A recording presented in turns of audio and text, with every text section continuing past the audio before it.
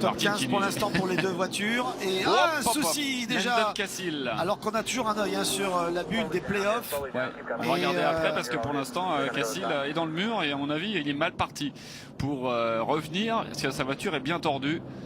Landon Cassil qu'on a moins vu que l'année dernière, cette année pour l'instant avec l'écurie Frantro. Alors, première neutralisation qui intervient au 35e tour. On est bien loin de la première fenêtre de ravitaillement qui devrait intervenir aujourd'hui entre le 125e et le 130e. Et on va voir ce qui s'est passé. Oh, avec une crevaison à l'arrière gauche pour la voiture 34 qui provoque donc cette première neutralisation. Alors, on rentre dans les stands pour lui, même dans les garages je pense, parce que là la voiture est tellement détériorée qu'il va falloir rentrer dans les garages. Et une fois que la piste sera dégagée dans les stands, et non, il va aller directement. Oh, ça fume pour Kenseth. J'ai l'impression, oui. Ça fume alors que il y a un drapeau jaune. Alors peut-être que c'est juste une image où on a vu qu'il arrivait sur une zone où il y avait un peu de fumée, ou peut-être un freinage dur, mais je pense pas que Matt Kenseth soit à l'origine peut-être de cela. Attention. Danica Patrick, leader. Ah si, freinage. Ouais. Ah ouais, c'est un freinage en fait. Gros freinage de Matt Kenseth. Il était sur le point de prendre un tour à Danica Patrick. Il arrivait trop vite dans ce virage, je crois. Il a allumé ses freins et c'est peut-être pour ça qu'on a sorti le drapeau jaune. Peut-être que l'officiel a eu la main leste en voyant cette fumée. Voilà, Danica Patrick est dans le mur. Attention, elle va redescendre. Tout le monde passe à l'intérieur, c'est chaud. Drapeau jaune. Ouais, on disait d'elle tout à l'heure qu'elle avait toujours cette tendance à bien figurer en début de course ou en milieu d'épreuve et d'avoir du mal à finir. Et bien malheureusement, j'ai l'impression qu'encore une fois, elle nous donne raison. Ouais, elle a eu un bon passage pendant l'été, elle a fait des top 15 consécutifs et puis là elle est repartie dans des places de 22, 25e depuis un bon mois. Elle n'est pas partie toute seule. Elle n'est pas partie toute seule.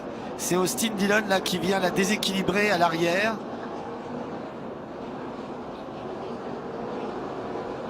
Alors est-ce qu'elle lui a laissé la place? Est-ce que Dillon est remonté? Moi je vois pas. Excusez-moi, mais il a largement la place. Austin Dillon, elle est aux 3/4 du circuit. Je crois qu'il s'est un peu raté. Il va pas être content. Et Kenseth, qu'est-ce qui se passe? Oh là là, Matt Kenseth en difficulté. Incroyable.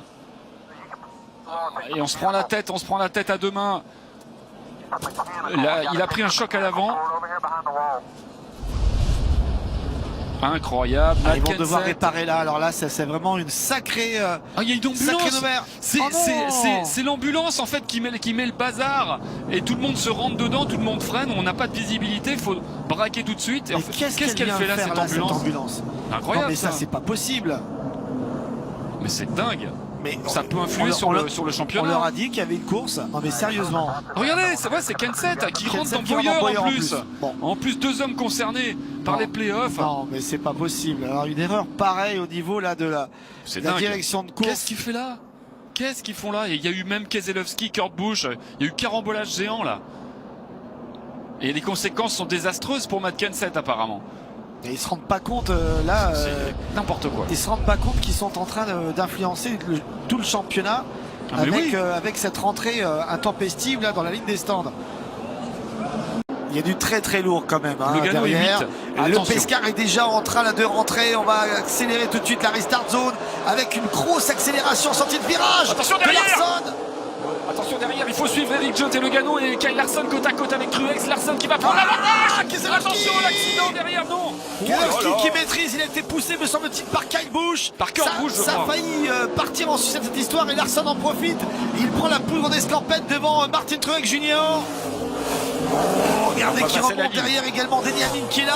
On a passé la ligne d'overtime. Donc la course sera finie. Et attention, l'accident de Truex avec Hamlin. Truex dans le mur.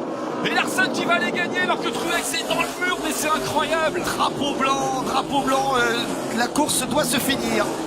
Quoi qu'il arrive désormais, on va valider la position même si nous sommes sous drapeau jaune. Et c'est fini. Course gagnée par Larson de manière complètement folle. Qui aurait pu croire que Larson allait chipper la victoire à un Truex qui, il y a de cela encore 5 tours sous drapeau vert, était à plus de 4 secondes. 4 secondes et il est vainqueur. 4e victoire de la saison pour Kyle Larson. Et on connaît les 16 hommes des playoffs. Ce sont les 16 mêmes qu'on avait au début, c'est-à-dire que Matt Kenseth est qualifié, Chase Elliott est qualifié, Mac Murray est qualifié. Mais quelle déception pour celui qui va quand même être champion de la saison régulière, Martin Truex Jr., Oui. de laisser échapper une telle victoire à 3 tours de la fin avec un drapeau jaune et un accident. Oui, un accident en effet juste à la fin. On a fait en avoir un autre avec Busch et Keselowski. Et là on voit que Kyle Larson va égaler le nombre de victoires de Martin Truex Jr. cette saison. Les deux hommes arriveront au playoff avec 4 victoires chacun. Mais avantage en termes de points de bonus pour Martin Truex Jr. avec tous les segments qu'il a remporté, 18 en tout.